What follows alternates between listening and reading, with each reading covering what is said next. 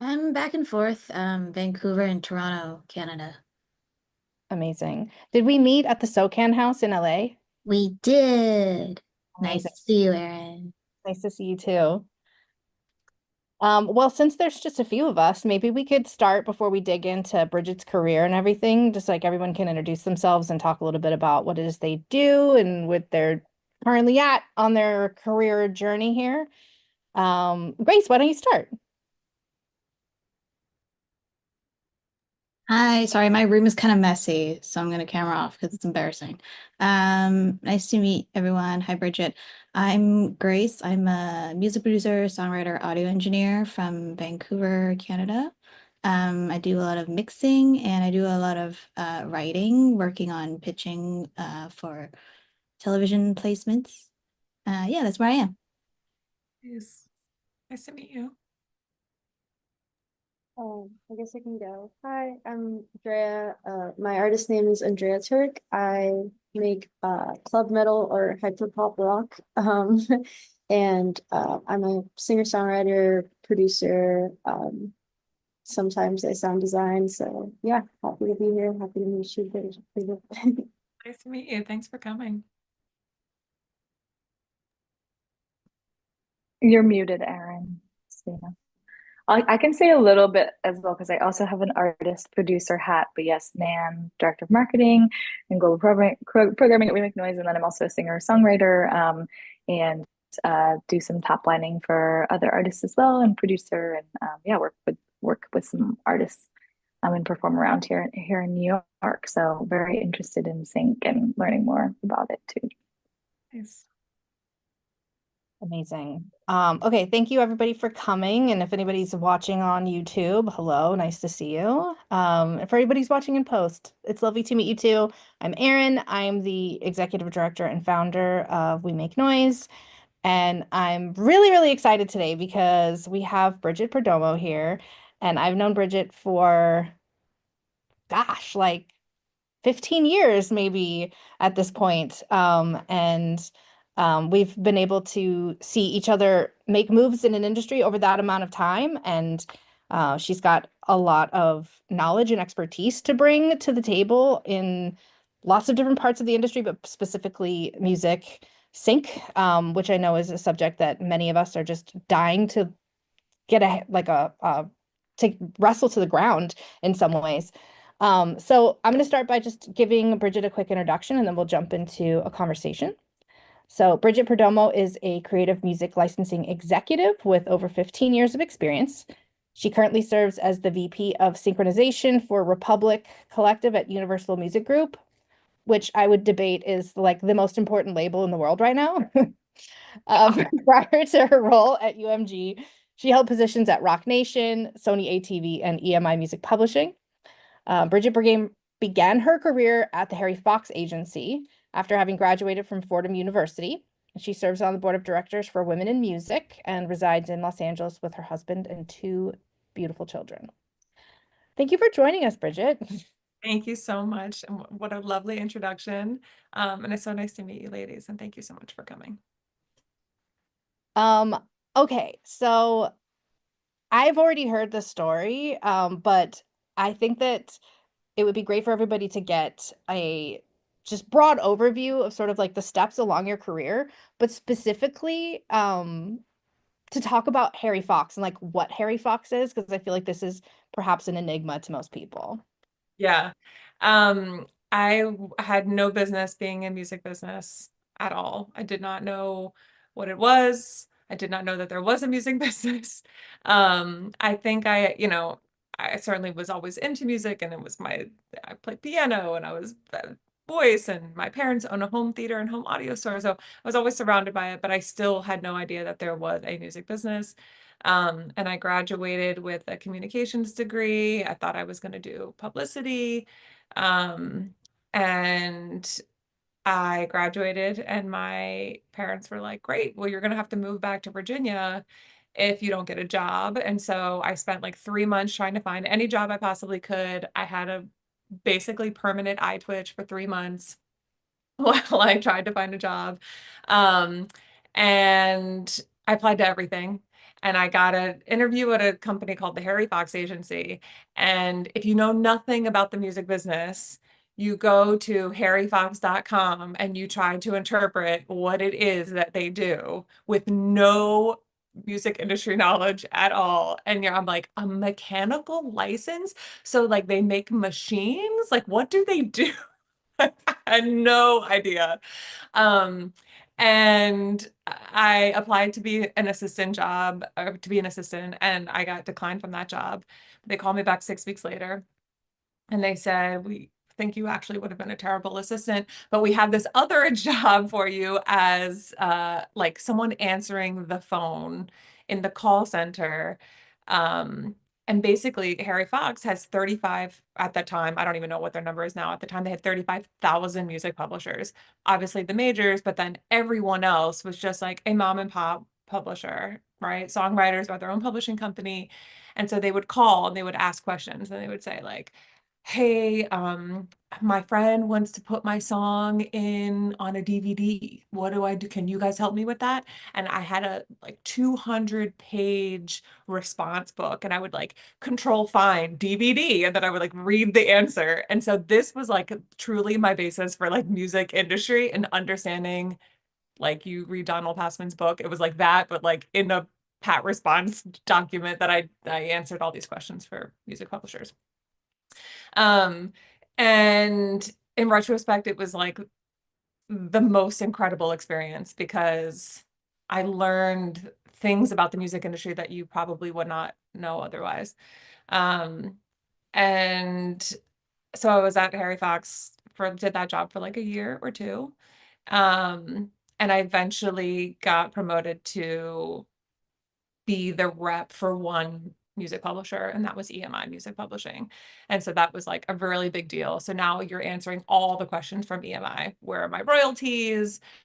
Did we get paid on this? It was a little bit of income tracking. It was a little bit of payments. It was a little bit of licensing. And you started to understand like digital licensing and mechanical licensing. So Harry Fox was like just so crucial. And I still find it really amazing that they were the provider of the information for music publishers that they couldn't, like, even though Harry Fox didn't handle DVD synchronization licensing, you could still call someone in the call center at Harry Fox and figure out every question that you ever had to know about the music industry. So that was like, that was the beginning. Do you want to go into any more Harry Fox stuff, or do you want me to move on? I feel like we'll come back around to it. I think there's just going to be like some like general licensing questions as well. Like perhaps other people are concerned about mechanical licenses. Well, actually, let me ask, does anybody have any questions about Harry Fox and mechanical licensing? Or should we plow forward? All right, let's keep it moving. Then what happened? So because then EMI was my client, they had a job open in their sync department for DVD licensing. And I was like, I don't know how to do DVD licensing. They were like, turns out it's exactly like CD licensing. So if you know how to do mechanical licensing, you can do DVD licensing, but it's in our sync department. So I hopped over to EMI. Truly, I got that job because like the assistant in the department was like my go-to, and she was like the one that brought all the questions. And she turned into like one of my best friends now, which is incredible. But it was just good rapport, good relationship building. And got that job at EMI, and I started doing DVD licensing. And then a year later, I started doing like karaoke licensing. And then I just started working my way through the sync department of like all these different types of licensing types. So I understood karaoke. And then I started doing merchandise licensing. So like all the little bears that like dance and they need a song in them, I was like doing that. Then I was like 25 and I was going to Kansas City to Hallmark, and I was presenting to them about like what songs they should use and why. Like I had no business doing it. It's unbelievable that they gave me that job. It was crazy, but it was so fun. Like I loved, my office was just like filled with like toys and cards and guitars that played music. Like it was super fun. that job in particular was really interesting because you learned like blanket licensing and how to say, okay, if this song is going to be in a toy, how do you like figure out how much the song is worth inside that toy? And then you were like doing not like individual DVD licensing or like individual things like that, but like how to put things into like mass market. So that was interesting. And then had a little like weird blip when I was at EMI where there was like a change in department heads.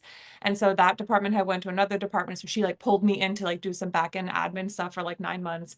And then there was an opening back in the sync department doing advertising.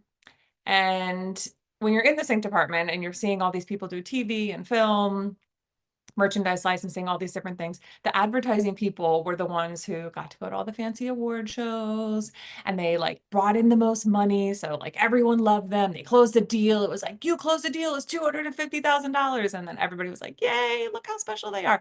And so I was like, hey, I want that job. Like I want people to take me to fancy award shows. I want to do that. So there was a job back in the advertising department. And so I got back into sync there. And that was like in 2011 or 12, I think. And I've been basically doing advertising licensing ever since. EMI then merged with Sony ATV. Now they're all just Sony Music Publishing, but I was part of that transition, went over to Sony, was there for like 2 or 3 years.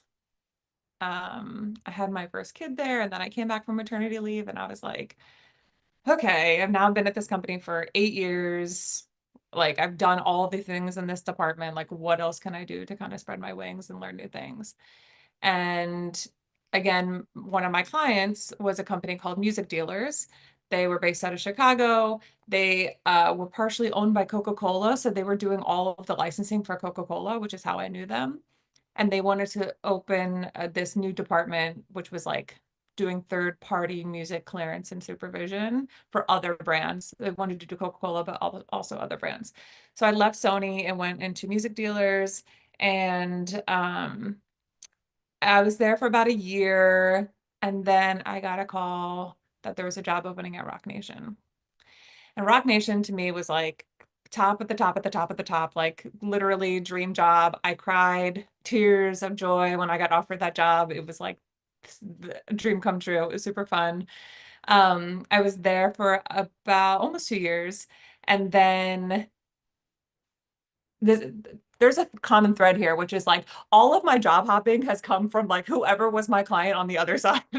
So Rock Nation, admin by Universal. And so I kept in close contact with the sync department at Universal at Def Jam. Because that was where all the Rock Nation stuff was upstream through. And so then Universal then brought me over to do this job. And that's when I left New York and I moved to LA. And now I've been doing this job for 8 years at Universal. And like my department name, I know you mentioned like Republic Collective, that has also changed a bunch of my 8 years, but we can also go through that at some point. Amazing. It's a lot. I don't know. That's what a whole career looks like, though, right? It's like years of sort of this experience leads to that experience, leads to this relationship, to that position. And so I think it's actually probably really typical of somebody who's working in music business. Yeah.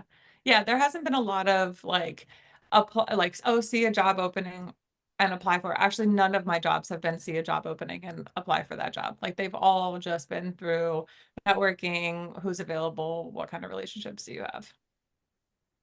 Yeah, that's been my experience as well. Okay, so I'm gonna ask a few questions, but then I want to open it up because I'm assuming people have like really specific things that are about their careers that they would love to ask. So I'm just gonna ask a few questions that I think are relating to where everybody's at. And we have Daniela here now. Where in the world are you today, Daniela? Today I'm in Mexico City. So Daniela is an incredible singer, songwriter, producer, based in Mexico City. And then we have Marin here as well, who's actually in in the room behind me, but just moved to Phoenix from New York, also writer, producer, engineer as well. So how would you recommend people who are in our community, which like very much fall into, they're doing the creative stuff, but as you know, like music industry careers now, you don't like just get to be a drummer anymore. You have to be like everything and all the things. What would be just like a few first steps that somebody who's interested in getting involved with sync on the creative side, like what are steps that they could actually take to move them closer to getting a sync placement or talking to a like an entity like a publisher or anything like that? I mean, I think the first thing is to really pay attention to what is being used in sync and what does that music sound like. I think a lot of times it happens a lot where like people will bring like a really emotional love song. They're like, this song is meant to be in a film. And I'm like, awesome. There are a gazillion other love songs that you're in competition with for very few number of placements. So there's if you look at all of the placements in the world, there's like advertising and there's promos and there's TV things. Like most of them are upbeat, most of them are positive, most of them are dynamic. Like there's just like I would say like 80%, and that maybe that's a little much, 70% of sync songs like kind of have this same feeling to them. And then the other ones are the ones that are like really emotional, and those ones that just kind of like get you right in the gut for an emotional scene. So I would say like just kind of paying attention and being aware of what music is being used where. So if you're making music that falls into that 30%, like make sure that you're not going to a brand that uses upbeat music and saying like, hey, I have something for you. Make sure that you're like finding the right pockets of where your music will fit. So let's say specifically, let's say you're watching Love is Blind. Not that I've ever done this before, but let's say you're sitting at home watching Love is Blind, and there are like a zillion love songs that they use in this one episode of Love is Blind, right? Can you just talk a little bit about like the life cycle of how they go about finding those songs? Like any business stuff that has to get sorted out before it gets placed online, and like how much money do you think somebody actually makes with a placement like that? That is a good question. And so the money thing is definitely going to vary. And full disclaimer, I don't work on Love is Blind. So everything I say is going to be from what I just know about general licensing things. So in that case, music supervisor for Love is Blind goes to any number of music representatives that she knows and says, hey, we have Love is Blind is starting. And I will say when Love is Blind is starting, everyone's like, yeah, Love is Blind is starting, because they use so much music and it just makes us so happy. There are not very many music intensive shows like that anymore, so it is very exciting. And they'll say, okay, we're starting Love is Blind. Here, send us a playlist of songs. The representative for Love is Blind from Republic will send let's say send 50 songs that have come out in the last year that they think would be really good for Love is Blind. Republic is doing that, but so is Interscope, so is Sony, so is Warner. So are production libraries, so are independents, so are individual, like whoever that music supervisor is reaching out to. It could be 5 people, it could be 500 people to source music and start building their library. Sometimes music supervisors ask for music in fee buckets already. So they know like, okay, I have $30,000 to spend in music on this episode. How many songs can I fit in? Or can I take a song from a lower tier and a song from a higher tier and kind of figure out my budget that way? Sourcing the music. Some supervisors will say, do not send me music unless you have your publishing splits sorted already. Don't send me stuff that has uncleared samples. Don't send me things that don't have instrumentals. Don't send me things that you don't know all the writers and you don't have their contact information. So it's really just like so important for it to have all of that sorted before you're trying to pitch out your music, because especially for TV, that stuff sometimes is so fast turnaround. If you pitch something today, they can need to get it cleared tomorrow. And if you are like, I don't know, that writer wrote a piece of it 3 years ago, but I haven't talked to them since, and I don't know how to find them, they'll just move on to the next song. TV is advertising, like there's a lot more time. They're like, okay, we'll dig, we'll find that person, we'll find them on Instagram, we'll do whatever we have to do because they want that song. TV, they're like, on to the next. We got to get it going and find something else. So instrumentals, splits, writers, contact information, before you do any of the pitching. From there, the music supervisor is either choosing from the songs that they were given, or they're doing their own research, collecting their music, anywhere from a day to 6 months later. You might see a request when they decide that they're into the song. And then that is when you need to make like everything like really super needs to be buttoned up. And sometimes that clearance process also needs to be really fast.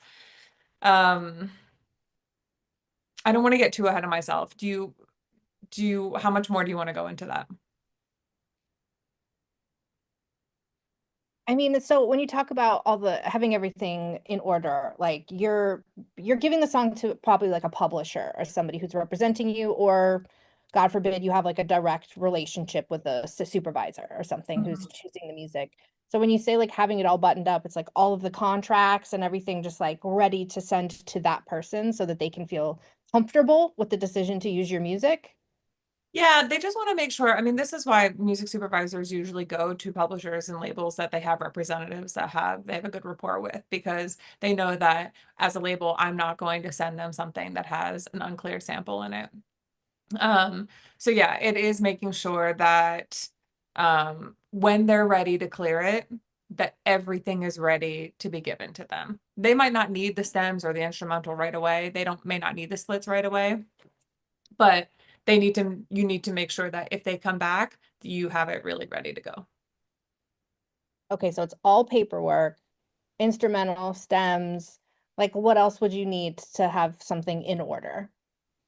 I mean, paperwork also is kind of broad. I think by paperwork, it's like the producer agreements are done, samples, if there's any, are cleared, making sure that when you're telling the music supervisor this song has a sample, the sample's taking 25% of the master,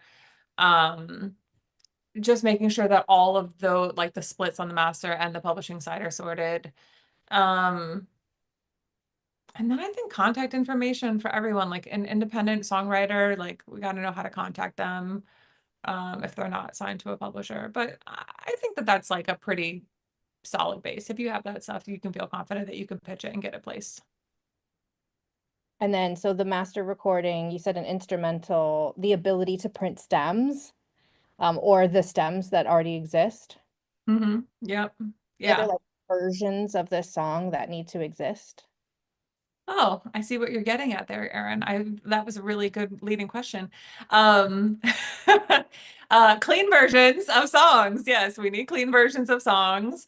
We need, is that what you were getting at? I'm assuming that's what you were asking. Or like short truncated things where it's just the chorus, right? Like only the instrumental and then goes into the chorus, or I guess maybe that comes at a later point in time.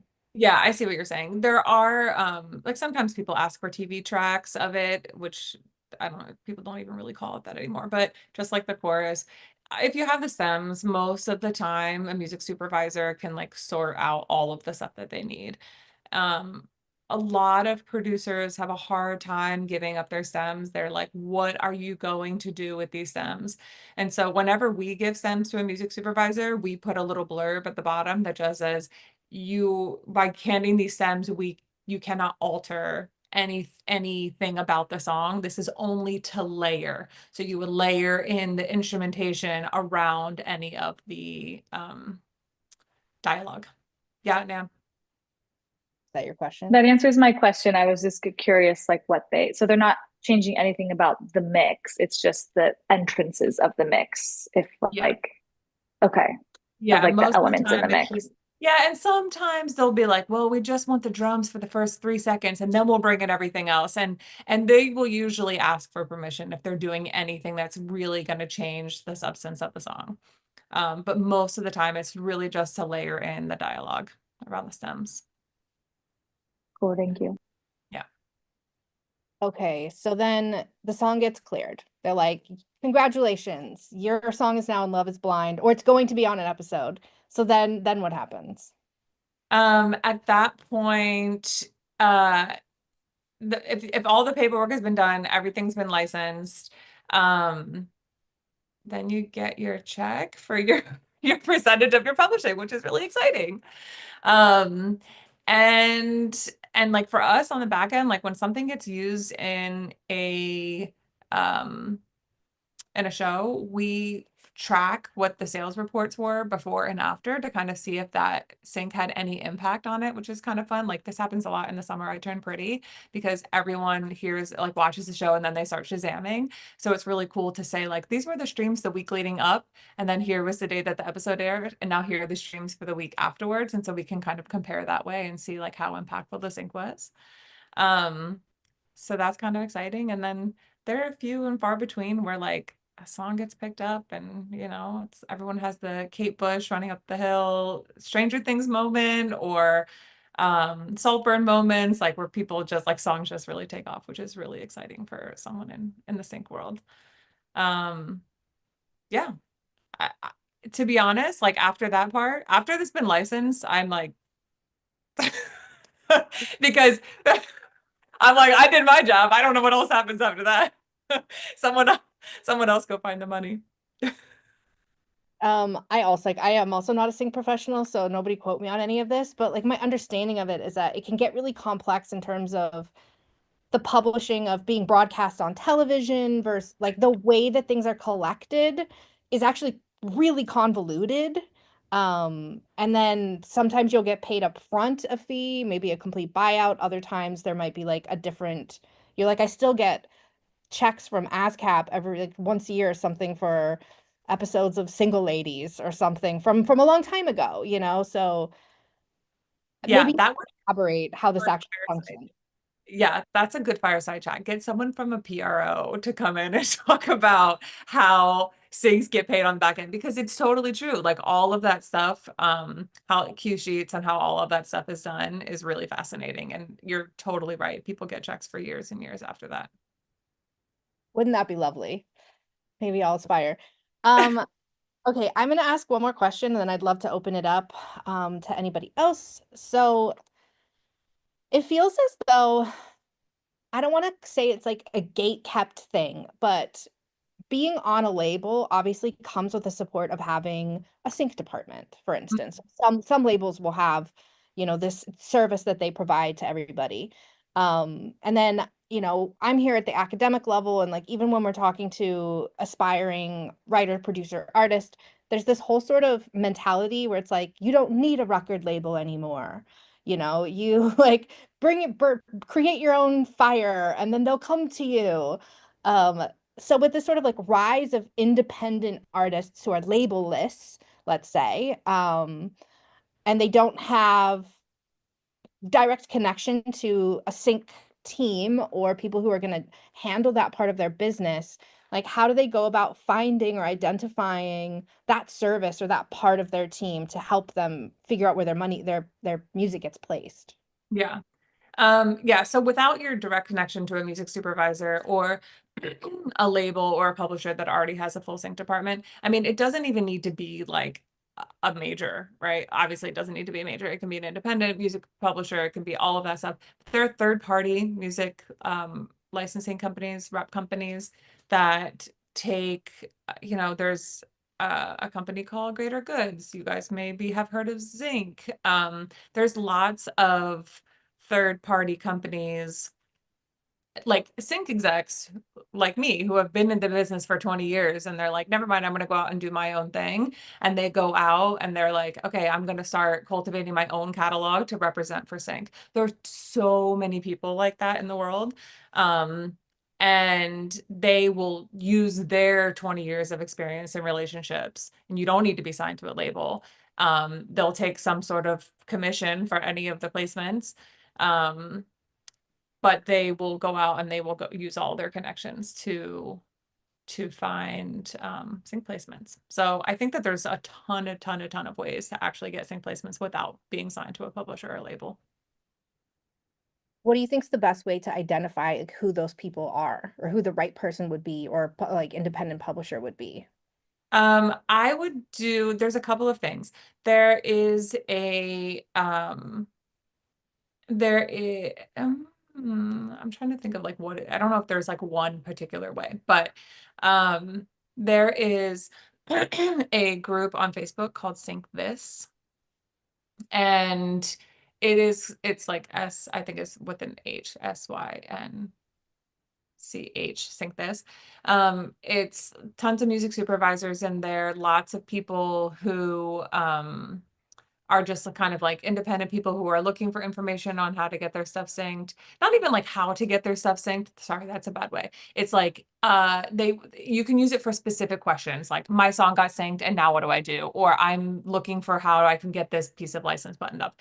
They don't want people going to that group and being like, how do I get my stuff synced? It's like a little bit more in the weeds, business focused than that.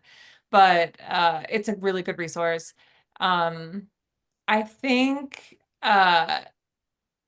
every time you ask somebody like, oh, I'm looking for like a sync representation, you have to look and see like where songs, going back to like what I said in the beginning, where songs are being placed, who is the one that's placing them, and kind of go in that way. You have to go in with something like really specific. So I have a colleague, Julie Horowitz. She used to work at Cobalt forever. She left and started her own thing. It's called Songbird Creative. She represents all sorts of songwriters and bands and helps find them.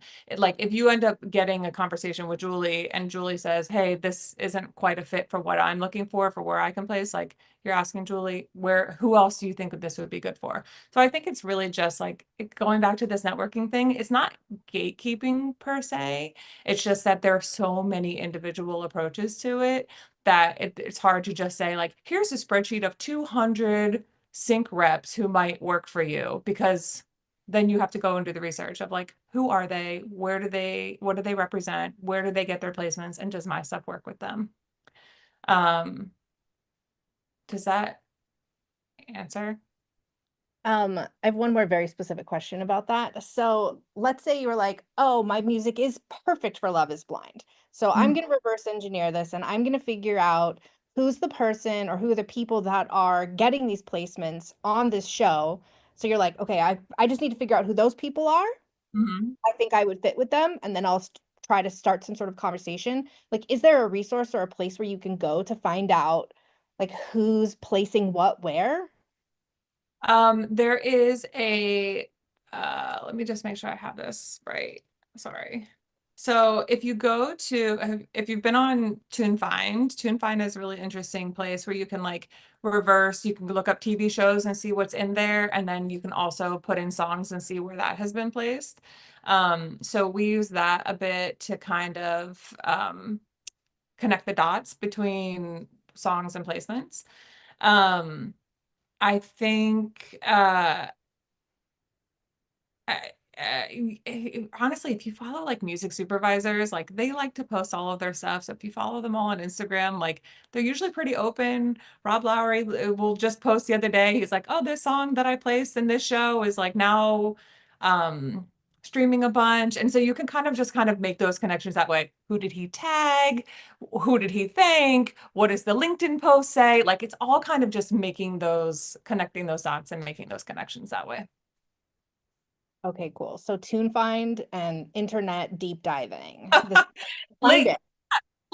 I think it's just paying attention. It kind of goes back to when people say, like, oh, I really want a job. I want to work in sync. Like, I want to be a pitch person. I'm like, okay, cool.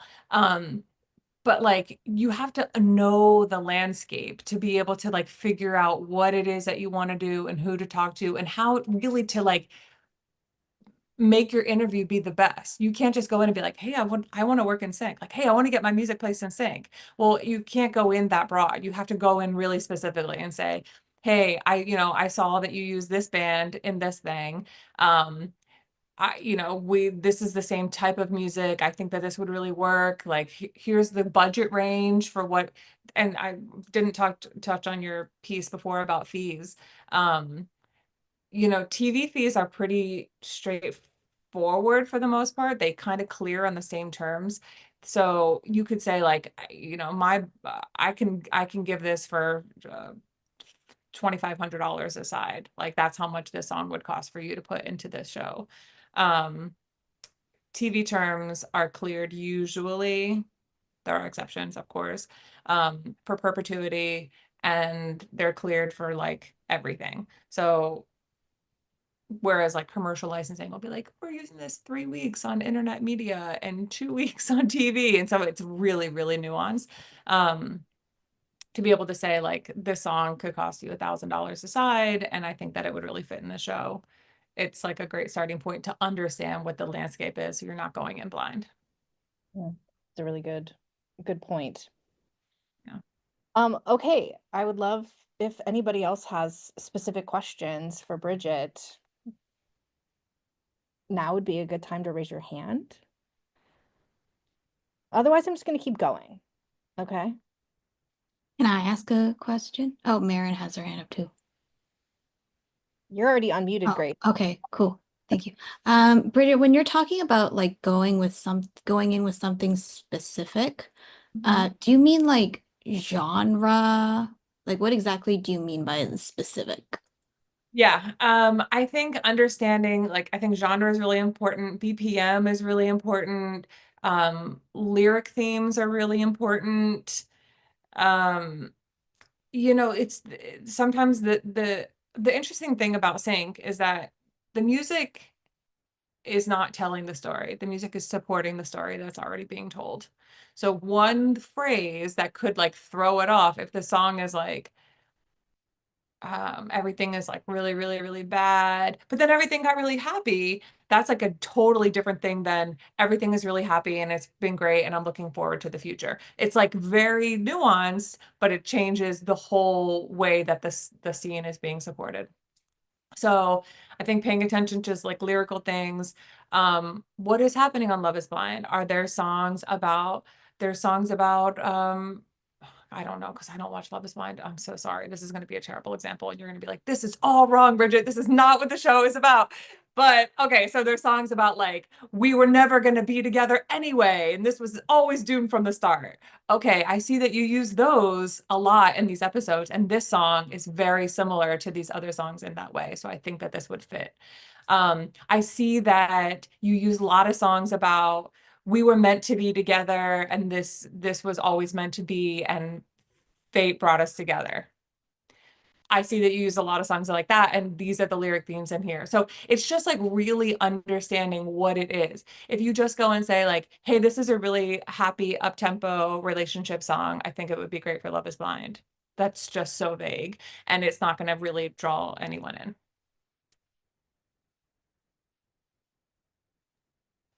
Amazing. Okay, Marin, and then Daniela, I don't know if you had your hand up, but if you still have a question, you can go after Marin.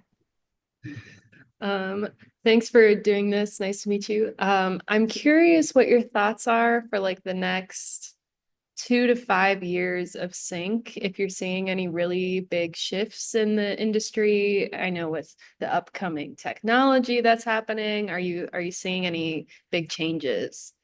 I think that for me, I think I work mainly in advertising. So I think what's really interesting is all of this like short form and digital stuff that's being used. Lots of brands posting on Instagram and then like picking from the Instagram library a song and you're like, no, you didn't license that song. So we're kind of like in this place of where brands used to come and say, I want a TV commercial and I'm going to license it for 1 year and we're going to license it in the US. And it was just like these really big, broad chunk terms.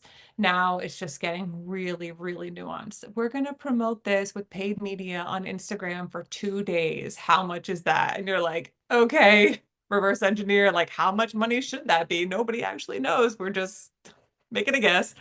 And also, that's kind of what's a really interesting thing about sync is like there are no set fees. There's no rate cards ever. So everything is negotiable. Everything you're just like, what's the history? What has this show paid in the past? What has this brand paid in the past? How much has this song gotten in the past? Is it a song that's licensed a lot and makes a lot of money? So all of those things I just think are really like just interesting tidbits of sync when people are like, I don't know how much this should cost. But I think that kind of like short form licensing is interesting. And I think it's just going to get smaller and more nuanced. 5 years ago, maybe not 5 years ago, maybe 10 years ago, if you said to someone, oh, this song is just going to be on the internet, it's not going to be on TV, you might be like, oh, well, that's a fraction of what the TV broadcast fee would be. But now, when you think about where that song can be placed, it's going to be in YouTube pre-rolls. It's going to be in like paid media pop-up ads that are so specific to you that they're actually getting more bang for their buck by making it so specific to you. So like that should actually be worth more. People are going to be paying closer attention to an ad that is directed just to them than it is in a TV commercial that's just airing on the background while someone uses the bathroom. Like it's just like a very different way of looking at it. So that has just been like a monumental change over the last few years. So I think we'll just start to see things that like the fees shifting in that way over the next couple of years. And follow up to that, have you seen any like AI, not that AI is a really hot topic, but like even in my songwriting class, like we talk about it and like how does that work? Do people use AI music for sync, and will that take away opportunities, you think? Yeah, I mean there are a lot of AI companies I know that are using it. I mean my hot take on it is that like I mean, I don't know. It's hard. I work for artists, right? So like I'm always like, no, everyone stay away. There's artistry. But I have yet to see something that is so people can smell it and they can smell it from a mile away. And I think that every single time they're like, oh, but it's so good, it's so close. You're like, okay, if that's what you want, then that's fine, then go for it. But like you can't try to make that real artistry. Like there's two totally completely different buckets. And I haven't really paid attention. Like, I don't know, is Love is Blind using AI music? I don't know, because I only see like what they license from us, but I know that they are licensing real artists and real music. So my personal opinion is that like it just does not fill the same bucket. Yeah, two very different lanes, but people, listen, it's interesting. I'm interested to see how they will merge together, right? Like how can producers use AI to get what they want on a track, and then you have like a real vocalist on top. Like I think that's so fascinating. And there will come a time where people won't be able to tell what part is AI and what part is not. When you were talking about the specificity of the description of the track and how like you have to get really specific, it almost sounded like you were prompting AI to me. Because we're doing that a lot here at the university too. And like I wonder if there's a time where Netflix says to themselves, like, and when it does get so good, okay, like, hey, Suno, I need a song about, X, Y, and Z. And it's just so crazy specific. Like they met in New Jersey and then they lived in New York for 10 years and then they moved to Los Angeles and broke up, kind of a song, like it is a little overwhelming to think that that's like even a potential future for us. But if I was Netflix and I didn't have to pay the artist, you could understand why, the greed or the commodification of it might win out. Yeah. I mean, I was doing a search today. A brand is looking for a song, and they needed it to be from the perspective of somebody who is thanking someone else for their duty of like they're the hero. And so we want to thank you. This community wants to thank you, the hero, for being here. And so you think, okay, I need to find songs that are like hero songs, thank you, support, there for you. You start thinking of all these like general sync terms, but then you start listening to all the songs and you're like, okay, yeah, if you were to just take these keywords, these songs all apply. But when you really listen to it and you interpret the context of the song, that song isn't going to fit at all because the song is about, I'm there for you, but it was like, you're down and you're gray. And so now I'm going to be there for you. No, we don't need that song. We don't need the down for you, there for you song. We need the like, yay, you're a hero song. There's just like so many little things about the context of a song that I don't know that AI can really even interpret. Yeah. Yeah. Nela, did you have a question that you wanted to ask? I know you had your hand up, or if anybody else wants to. Yeah, it was actually, I was gonna ask the same thing about AI and like copyright, because I know right now people are actually staying away from anything that was generated by AI. But I was wondering if in the future it's cheaper and like if you're gonna get, irrelevant. But maybe I also wanted to ask, how do you approach these people? Because you were mentioning like LinkedIn or like Instagram and DM. But if you don't have a direct content, isn't it weird to like just approach them? Or how can we also offer value in that first like connection Yeah. approach? I think you'd be surprised at the number of people like I love our sync industry. I think there are people here who want to get real artists and paid and want to get them syncs. There are a lot of music supervisors who, if you reach out to them on DM and you say like, I am obsessed with Gossip Girl, and the song that you used last night in this episode was just like absolutely incredible. And if you have 15 minutes, I'd love to have like an informational with you and like learn more about where you source your music from so I can get set up in the right place. I think you would be surprised. There's going to be a lot of misses, but there will be somebody who's like, all right, yeah, sure. Let me take 15 minutes of my time and chat with you. And when you get that one person, you finish that conversation and you say, can you direct me to one more person who you think I should talk to? Then you talk to that person. And like you just keep going like that. I think I think it goes down to like really understanding the industry and paying attention to what it is that's being used, right? Not just like, oh, I think my songs would be great for Gossip Girl.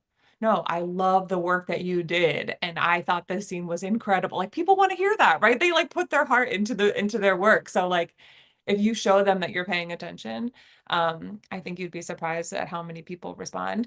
Um, and and then I think also just like checking like websites. So if someone's posting on LinkedIn that they helped facilitate a spot, okay, Bodega Sync helped facilitate a spot. They posted on LinkedIn, like we got this spot yesterday thanks to this music supervisor, this ad agency, this producer, and this creative director. You're like, connect. What are they doing? Read their things. What have they been working on? Like, it's just kind of like immersing yourself in it. And I recognize that as I'm saying this from the perspective of 20 years of experience. So like it all kind of fits into your brain. And when you're trying to get into it, it just feels like a lot of mush.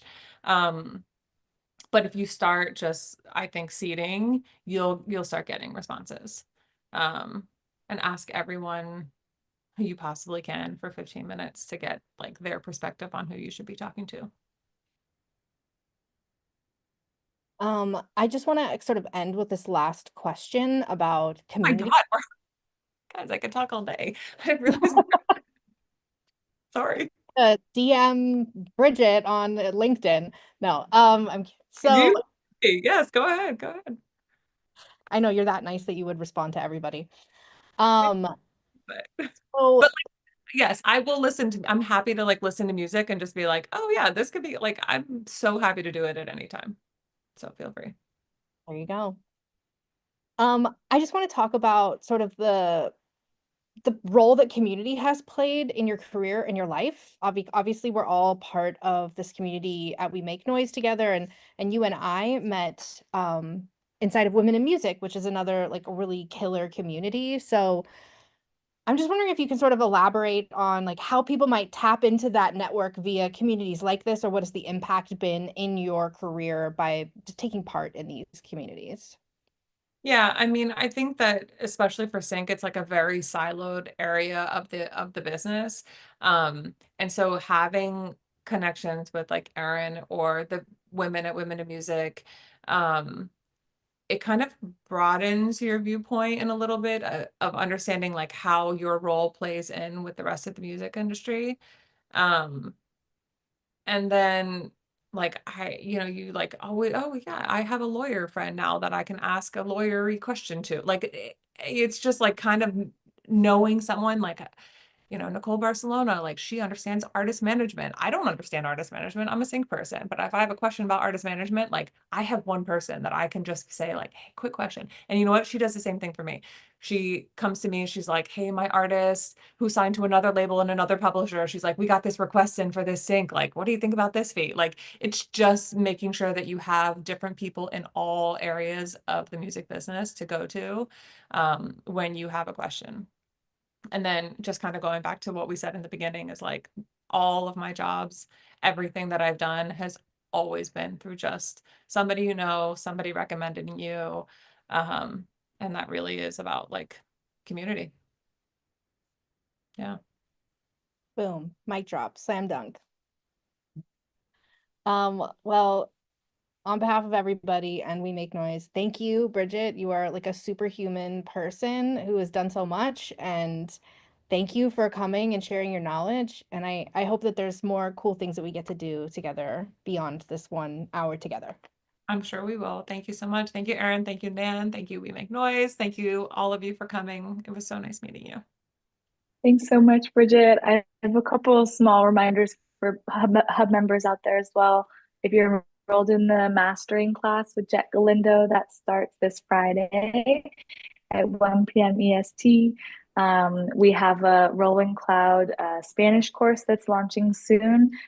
So stay tuned for that. And please, if you enjoyed this hour-long session, which I'm sure you did, make a little story post, shout out the We Make Noise Hub. We're trying to bring more amazing programming like this wonderful session with Bridget to our community of women and gender expansive people. So yeah, make a post if you want to spread the word.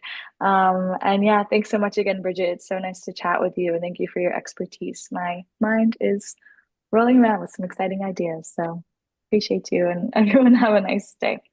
Thanks all. Bye bye.